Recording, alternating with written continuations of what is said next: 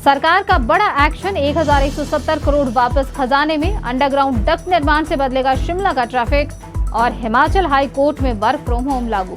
नमस्कार, आप देख रहे हैं अनंत ज्ञान और मैं रीत हाजिर हूं दिन भर की बड़ी अपडेट्स के साथ। हिमाचल प्रदेश सरकार ने वित्तीय अनुशासन और पारदर्शिता को मजबूत करने के लिए बड़ा कदम उठाया है।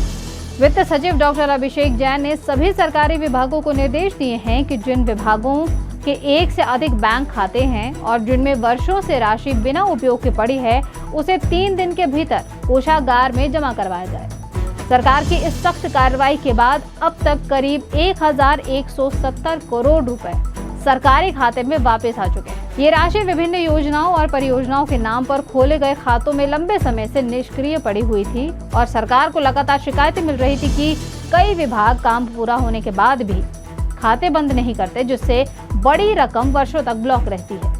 वित्त विभाग ने 32 बैंकों के सहयोग से ऐसे खातों की पहचान की और संबंधित विभागों को तुरंत कार्रवाई के निर्देश दिए। सरकार का ये मानना है कि इस कदम से वित्तीय पारदर्शिता बढ़ेगी, फंड का बेहतर प्रबंध होगा और रुकी हुई राशि को विकास कार्यों में इस्तेमाल किया जा सकेगा। साथ ही विभागों को साफ संदेश दिया गया है कि वित्तीय मामलों में लापरवाही अब बर्दाश्त नहीं की जाएगी। राजधानी शिमला में 21 मई से 20 जून तक ओक ओवर गेट नंबर 2 से लोक भवन को जोड़ने वाला मार्ग पूरी तरह बंद रहेगा। अंडरग्राउंड यूटिलिटी डक्ट निर्माण के चलते प्रशासन ने ये फैसला लिया है। इस दौरान वाहनों की आवाजाही प्रतिबंधित रहेगी। सरकार बिजली और इंटरनेट के तारों को भूमिगत करने की योजना पर काम कर रही है ताकि शहरों में तारों का जाल खत्म हो और बार बार सड़क खोदने की समस्या से राहत मिल सके। वहीं उपायुक्त अनुपम कश्यप ने सुरक्षा व्यवस्था को मजबूत रखने के निर्देश दिए हैं। प्रशासन ने लोगों से वैकल्पिक मार्ग अपनाने और यात्रा रूट से तय करने की अपील की है। राजधानी शिमला में सफाई कर्मचारियों की हड़ताल लगातार जारी रहने से शहर की सफाई व्यवस्था पूरी तरह से प्रभावित हो चुकी है। मॉल रोड, रिज, संजौली, लक्कड़ बाजार और कई अन्य इलाकों में कूड़े के ढेर लग गए हैं। लोगों को बदबू और गंदगी का सामना करना पड़ रहा है, जबकि पर्यटन सीजन के बीच शहर की छवि पर भी असर पड़ रहा है। सफाई कर्मचारी वेतन बढ़ोतरी बहाल करने की मांग पर अड़े हुए हैं। नगर निगम प्रशासन और कर्मचारियों के बीच बातचीत के बावजूद अब तक कोई समाधान नहीं निकल पाया है। अगर हड़ताल जल्द खत्म नहीं हुई तो आने वाले दिनों में हालात और भी गंभीर हो सकते हैं। नशे के खिलाफ अभियान के तहत चंबा पुलिस को बड़ी सफलता हाथ लगी है। पठानकोट चंबा नेशनल हाईवे पर नाकाबंदी के दौरान पुलिस ने एक कार से 204 ग्राम चिट्टा बरामद किया है और मामले में पंजाब के 4 युवकों को गिरफ्तार कर एनडीपीएस एक्ट के तहत केस दर्ज किया गया है। पुलिस के अनुसार आरोपी हिमाचल में नशे के सप्लाई करने की फिराक में थे। बरामद चिट्टे की अंतर्राष्ट्रीय बाजार में कीमत लाखों रुपए बताई जा रही है। वहीं पुलिस अब इस नेटवर्क से जुड़े अन्य लोगों की भी तलाश में जुट गई है। प्रदेश के कई जिलों में इन दिनों गर्मी का असर लगातार बढ़ता जा रहा है। मैदानी इलाकों के साथ साथ पहाड़ी क्षेत्रों में भी तापमान सामान्य से ऊपर दर्ज किया जा रहा है। मौसम विभाग ने अगले कुछ दिनों में प्रदेश के कई हिस्सों में बारिश, तेज हवाएं और अंधड़ चलने की संभावना जताई है। वहीं विशेषज्ञों का कहना है कि मौसम में बदलाव से लोगों को गर्मी से राहत मिल सकती है, लेकिन तेज हवाओं और खराब मौसम के चलते किसानों और बागवानों की चिंता भी बढ़ गई है। नगर निकाय चुनावों के नतीजों के बाद हिमाचल प्रदेश की राजनीति में हलचल तेज हो गई है। कई नगर परिषदों और नगर पंचायतों में कांग्रेस और भाजपा के बीच कांटे की टक्कर देखने को मिली, जबकि कई जगह निर्दलीय उम्मीदवार सत्ता की चाबी बनकर उभरे। राजनीतिक दल अब इन नतीजों को आगामी पंचायत और विधानसभा चुनावों से जोड़कर देख रहे हैं। जीत के बाद दोनों दल अपनी अपनी जीत का दावा कर रहे हैं, जबकि हार वाले क्षेत्रों में संगठनात्मक समीक्षाएं शुरू हो चुकी हैं। सोलन जिले की उप कारागार किशनपुरा नालागढ़ में जेल वार्डन और हवलदार पर हुए हमले के मामले में पुलिस ने जांच तेज कर दी है। आरोप है कि 5 बंदियों ने ड्यूटी के दौरान अचानक हमला कर कर्मचारियों को घायल कर दिया है।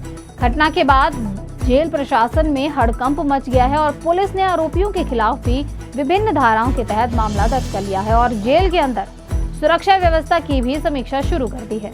जिला सोलन के साधुपुल के पास एक दर्दनाक सड़क हादसा पेश आया है और यहां कार अनियंत्रित होकर करीब 150 फुट गहरी खाई में जा गिरी। हादसे में 24 वर्ष युवती की मौके पर ही मौत हो गई है, जबकि 1 पुरुष और 3 महिलाओं समेत 4 लोग घायल हुए हैं। सभी घायल और मृतक जिला शिमला के कोटी गांव के रहने वाले बताए जा रहे हैं और घटना के बाद स्थानीय लोगों ने तुरंत मौके पर पहुंचकर राहत और बचाव कार्य शुरू किया और घायलों को कंडाघाट अस्पताल पहुंचाया है। प्राथमिक उपचार के बाद सभी घायलों को बेहतर इलाज के लिए सोलन अस्पताल रेफर कर दिया गया है। सूचना मिलते ही पुलिस भी मौके पर पहुंची है और शव को कब्जे में लेकर जांच शुरू कर दी गई है। भारत सरकार के कार्मिक मंत्रालय के निर्देशों के बाद हिमाचल प्रदेश हाईकोर्ट ने मितव्ययिता उपाय लागू करते हुए वर्क फ्रॉम होम व्यवस्था शुरू कर दी है। रजिस्ट्रार जनरल की ओर से जारी परिपत्र के अनुसार ईंधन बचत और संसाधनों के बेहतर उपयोग के लिए हाईकोर्ट के जज अब कार पुलिंग व्यवस्था अपनाएंगे।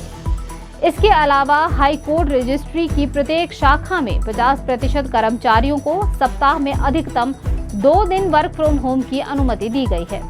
ये अनुमति संबंधित रजिस्ट्रार की मंजूरी के बाद ही मिलेगी और कार्यालय का कामकाज प्रभावित ना हो, इसके लिए कर्मचारियों का रोस्टर भी तैयार किया गया है।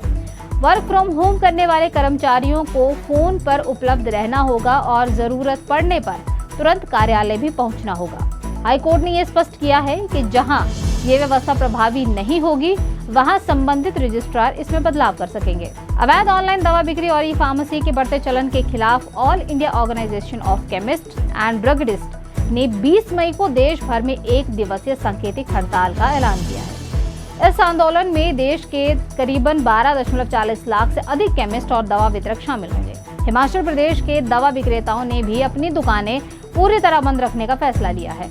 संगठन का आरोप है कि कई ऑनलाइन प्लेटफॉर्म्स बिना वैध डॉक्टर पर्ची के दवाओं की बिक्री और होम डिलीवरी कर रहे हैं, जिससे मरीजों की सुरक्षा खतरे में पड़ रही है। साथ ही भारी छूट देकर छोटे लाइसेंसधारी केमिस्ट के कारोबार पर भी असर डल रहा है। हड़ताल के दौरान प्रधानमंत्री नरेंद्र मोदी के नाम स्थानीय प्रशासन के माध्यम से ज्ञापन सौंपा जाएगा और संगठन ने ये मांग की है कि कोविड काल में लागू GSR 220E अधिसूचना को वापस लिया जाए, क्योंकि इसके दुरुपयोग से दवा नियमों का उल्लंघन हो रहा है।